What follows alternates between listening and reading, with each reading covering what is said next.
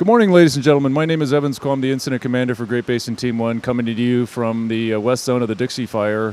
Today is October 22nd, 2021.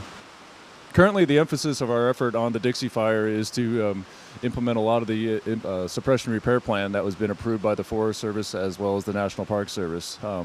There's over 1,200 miles of control line on the west zone of the Dixie fire, and many of those lines created ground disturbance from dozer lines, hand lines, roads that were improved and widened to create fire lines, as well as some meadows, and also there were some stream crossings. So our main effort is to go in using some heavy equipment as well as hand crews to knock down berms and put water bars in and dissipation zones for when the rains do come or in the springtime when the snow melts, a lot of that runoff will be dissipated and not cause any erosion potential.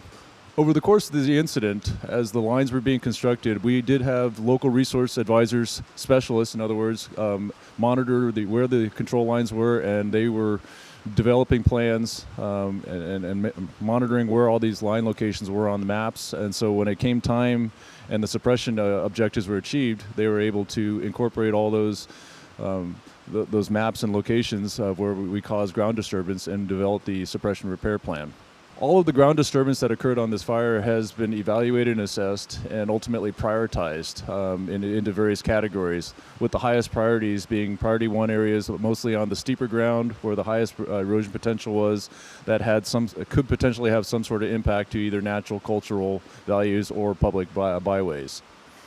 As we continue to focus on suppression repair work on the Dixie fire, our intention is to continue into the fall for as long as the weather permits.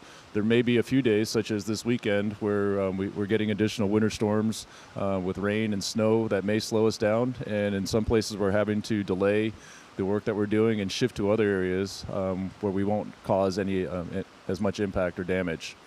A lot of the remaining work will most likely continue be picked up again in the spring or the summer next year. Knowing full well that we can't get it all completed this fall, the resource advisors have prioritized all these areas into the highest priorities, and that is what we are currently focused on, trying to get to minimize the potential erosion damage before the winter sets in.